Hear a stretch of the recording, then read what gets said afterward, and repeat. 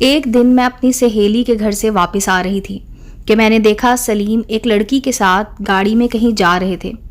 یہ دیکھ کر حیران رہ گئی کہ آخر وہ کون تھی جو میرے شریک حیات کے ساتھ فرنٹ سیٹ پر بیٹھی تھی۔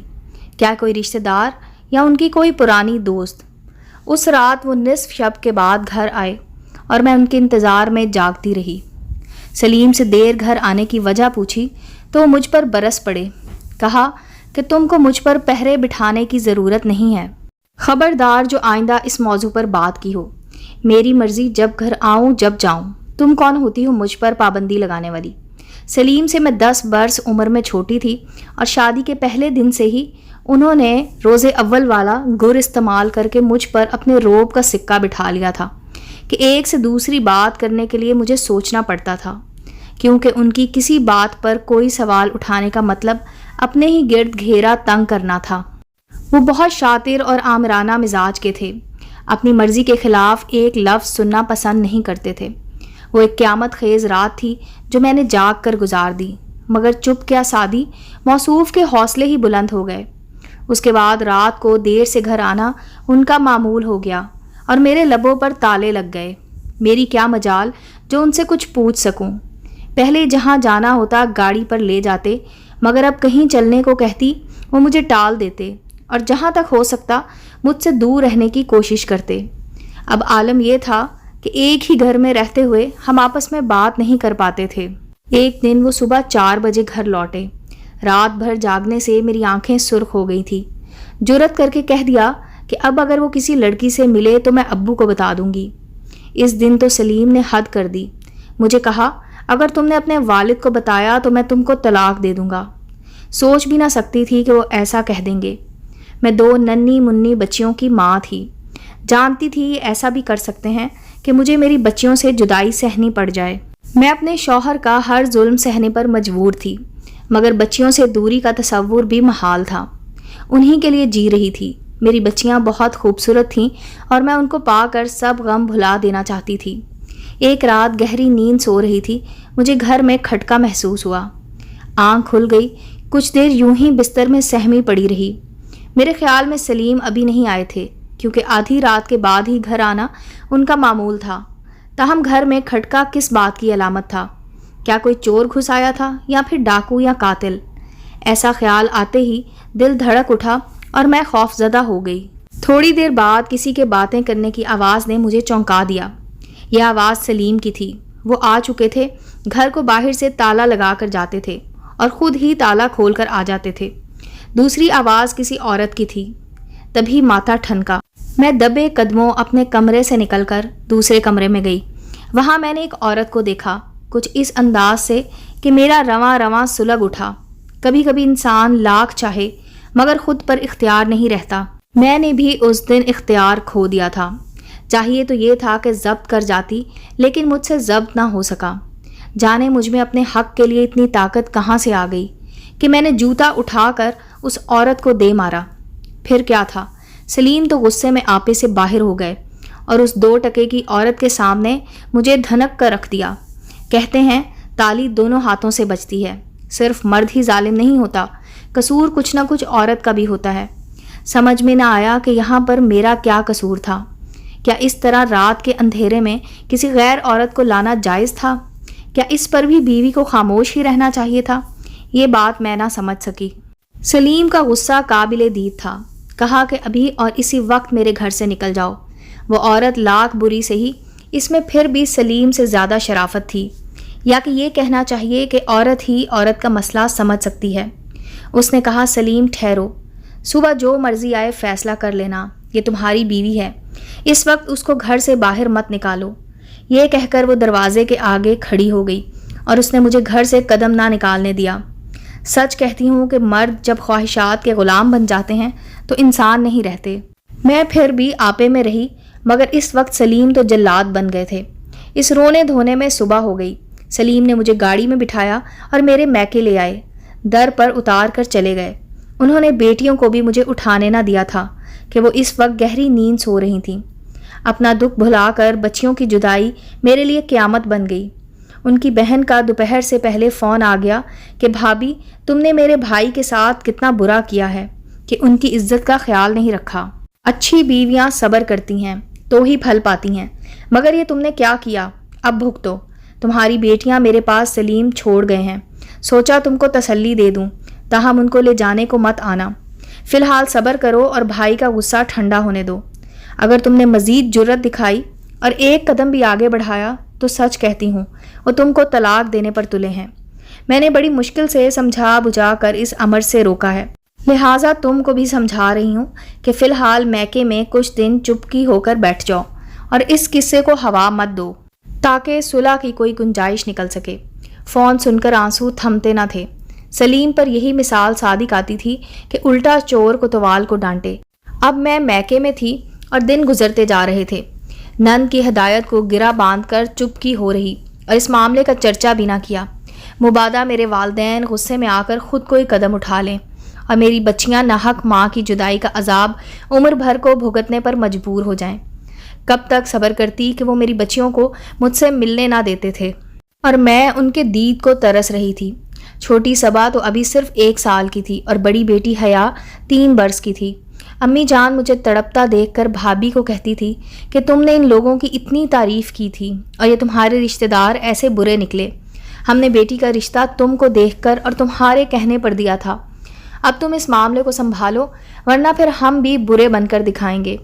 بھابھی بیچاری کیا کرتی، وہ خود میری حالت دیکھ کر رو پڑتی تھی۔ آخر کار انہوں نے سوچا کہ کسی طرح اس عورت کا پتہ کرنا چاہیے، وہ ہے کون جس کی وجہ سے سلیم نے اس ایسا انتہائی رویہ اختیار کر لیا ہے کہ میاں بیوی کے مقدس رشتہ کی بھی اس کی نظروں میں اہمیت باقی نہیں رہی۔ بھابھی میکے گئیں اور اپنے بھائی کے ذمے یہ کام لگا دیا۔ ان لوگوں نے پتہ کرایا تو معلوم ہوا کہ سلیم کے ساتھ جو عورت وابستہ ہے اس کا نام نیلوفر ہے اور وہ ایک کوٹھے والی کی بیٹی ہے۔ میں نے بھابھی کو یہ واقعہ بتا دیا تھا کہ وہ عورت لاکھ بری سہی، لیکن میرا جوتا پڑنے پر بھی اس نے رات کے وقت مجھے گھر سے نہیں نکلنے دیا تھا، جبکہ سلیم مجھے دھکے دے کر نکال رہے تھے۔ اس کا مطلب یہ کہ اس عورت کے دل میں انسانیت باقی ہے۔ اسی وجہ سے میری بھابھی کو خیال آیا کہ اس عورت سے مل کر اس کو خدا کا واسطہ دینا چاہیے کہ وہ ہم کو برباد نہ کرے اور 2 معصوم بچیوں کی زندگی پر بھی ترس کھائے جن کو ان کی ماں سے محروم کر دیا گیا تھا۔ مگر اس عورت سے ملنا محال تھا کیونکہ وہ جس جگہ رہتی تھی وہ ایسا علاقہ تھا جہاں شریف مرد تو جا سکتے تھے، لیکن شریف گھرانے کی عورتوں کے لیے یہ ایک ممنوع علاقہ تھا۔ وہاں ہمارے لیے قدم رکھنا قیامت کو آواز دینا تھا۔ میری بھابھی نے جرت کر لی اور میری خاطر اس بدنام علاقے چلی گئیں۔ وہ نیلوفر کو سمجھانے اور میری خوشیوں کی بھیک مانگنے گئی تھیں۔ میرے دکھ کو دیکھ کر جذبات میں ایک قدم بھی اٹھا لیا، بغیر سوچے کہ اس کے بعد ان کی اپنی زندگی پر کیا اثرات ہوں گے۔ بہرحال یہ جرت بھابھی کو مہنگی پڑی کیونکہ نیلوفر کو تو تلاش نہ کر سکی، لیکن ان کو وہاں خود سلیم نے کسی سے بات کرتے دیکھ لیا جس سے وہ نیلوفر کا گھر کا پتہ پوچھ رہی تھی۔ سلیم تو ویسے ہی موقع کی تلاش میں تھے کہ ہم کو مزید ذکر پہنچا دیں۔ انہوں نے بھائی جان کے دفتر جا کر ملاقات کی اور ان کو بتایا کہ تمہاری بیوی کو کل میں نے وہاں دیکھا کہ جہاں ان کو دیکھے جانے کا کوئی تصور بھی نہیں کر سکتا۔ بھلا اس بازار میں ان کا وہاں کیا کام تھا؟ ذرا باجی فرزانہ سے گھر جا کر پوچھنا، کیونکہ میں نے خود ان کو اپنی آنکھوں سے وہاں دیکھا ہے۔ بیوی کے قریبی رشتہ دار کے منہ سے ایسے الفاظ سن کر میرے بھائی جان کی کنپٹیاں سلگ اٹھیں۔ ان کو سلیم کی بات کا یقین نہ آتا تھا، مگر وہ تو قسمیں کھا رہے تھے کہ سامنا کرا لو، اگر میں جھوٹا ہوں تو 100 جوتے بیچ بازار میں کھڑے ہو کر مارنا۔ بھلا میں اپنی تایا زاد بہن پر ایسا الزام کیوں دھروں گا جبکہ وہ 4 بچوں کی ماں ہے؟ بیوی سے جھگڑا نہ ہوا ہوتا تو خود آپ کے گھر آ جاتا، لیکن اب آپ کے والدین کے گھر ان کے بلائے بغیر نہیں آ سکتا، تو ہی ادھر آ گیا ہوں۔ باجی فرزانہ ہمارے خاندان کی عزت ہیں، مگر آپ کے تو گھر کی عزت ہیں۔ کس منہ سے یہ بات آپ کے سوا کسی دوسرے کے گوش گزار کر سکتا ہوں؟ بھائی جان کو اس پر مجھ کو میکے چھوڑنے کا جو غصہ تھا وہ اس کی یہ ساری باتیں سن کر ہوا ہو گیا اور وہ اپنی آگ میں سلگتے گھر آ گئے۔ آتے ہی بھابھی کو کمرے میں بلایا اور پوچھا کہ تم وہاں کیوں گئی تھی جہاں پر ہم بھی قدم دھرنا پسند نہیں کرتے؟ تمہارا اس جگہ سے کیا تعلق ہے؟ ہم مرد بھی دن کی روشنی میں اس محلے میں جانے سے شرماتے ہیں۔ مجھے اس بات کی وضاحت دو۔ بھابھی گھبرا گئی، پہلے تو ڈر کے مارے انکار کیا، لیکن جب بھائی نے ٹھیک ٹھاک جگہ اور وقت تک بتا دیا تو سمجھی کہ شاید انہوں نے خود اپنی آنکھوں سے دیکھ لیا ہے۔ ان کو سچ بتانا پڑا کہا کہ ہاں گئی تھی، مگر کسی نیک کام کی غرض سے گئی تھی۔ نیک کام کی غرض سے جانا اس قدر ضروری تھا تو مجھ سے کہا ہوتا۔ کیا مجھ سے بھی وہ نیکی چھپانا چاہتی تھی؟ آخر وہاں کے مکینوں سے تمہارا کیا تعلق ہے؟ میرا وہاں کسی مکین سے کوئی تعلق نہیں ہے۔ میں وہاں گلی میں کھڑے ایک شخص سے اس عورت جس کا نام نیلوفر ہے معلوم ہوا پتہ معلوم کر رہی تھی کہ جس کی وجہ سے ہماری کشور کا گھر خراب ہو رہا ہے۔ وہ سلیم بھائی کے ساتھ وابستہ ہو گئی ہے، تبھی انہوں نے کشور کو یہاں لا چھوڑا ہے۔ 3 ماہ بیت چکے، اب تک کشور نے گھر والوں کو یہ بات کیوں نہیں بتائی؟ ایک تم ہی کو اس عورت کا بتایا ہے جس کو سمجھانے تم اس بدنام جگہ پہنچ گئیں۔ یہ بات میری عقل تسلیم نہیں کر سکتی۔ معاملہ کچھ اور ہے۔ آپ کو شاید سلیم بھائی نے بھڑکا دیا ہے۔ آپ اپنی بہن سے پوچھ لیں۔ کشور بھی اب تم کو بچانے کو وہی کہے گی جو تم کہہ رہی ہو۔ سلیم کو اس بارے میں کوئی علم نہیں تھا، ورنہ وہ مجھ سے اس بارے میں کشور سے بدسلوکی کرنے کے بعد ملنے کی جرت کر سکتا ہے۔ وہاں میں نے خود تم کو دیکھا ہے۔ بھائی جان نے بھی بیوی سے جھوٹ بول دیا۔ وہ اور بھی ڈر گئیں اور ان سے اپنی غلطی کی معافی مانگنے لگیں۔ کہا کہ میری نیت اس عورت کو سمجھا کر سلیم سے دور کرنے کی تھی تاکہ تمہاری بہن کا گھر دوبارہ آباد ہو سکے۔ بھائی جان ایسی تعویلوں پر اور طیش میں آ گئے اور بیوی پر ہاتھ اٹھا دیا۔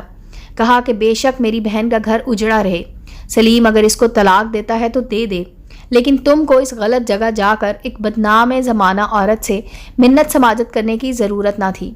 کیا تم کو نہیں معلوم کہ ایک مال زادی کسی کی منت سماجت سے رام نہیں ہوا کرتی؟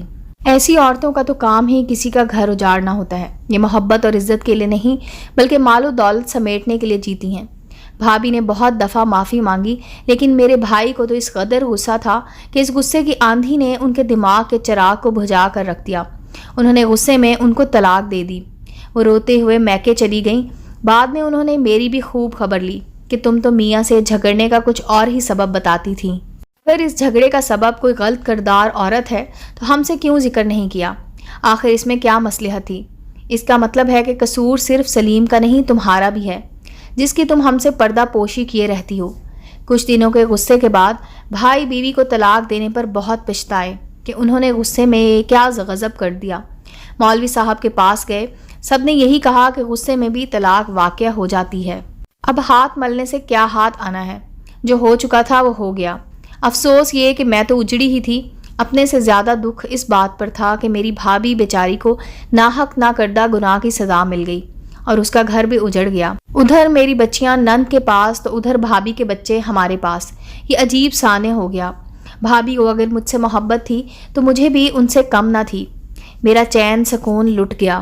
اس واقعے کے 3 ماہ بعد میری چھوٹی بیٹی اس قدر بیمار ہوئی کہ نن نے رو پیٹ کر سلیم کو مجبور کر دیا کہ وہ مجھے لینے آ گئے۔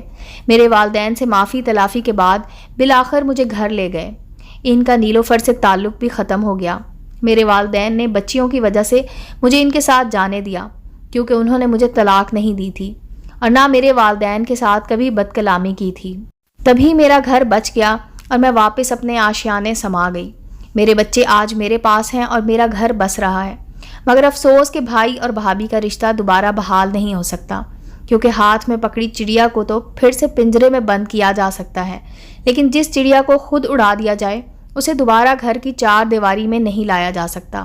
کاش بھائی جان طلاق کے 3 الفاظ کہنے سے قبل کچھ سوچ لیتے تو آج ان کے بچے اپنی ماں سے جدا نہ ہوتے اور نہ ان کا گھر اجڑتا۔ امید ہے دوستو سٹوری اچھی لگی ہوگی۔ چینل کو لائک اور سبسکرائب کریں اور بیل آئیکن کا بٹن دبانا مت بھولیں تاکہ ہر نئے آنے والی سٹوری کا نوٹیفیکیشن آپ کو مل سکے۔ ملتے ہیں اگلی سٹوری کے ساتھ۔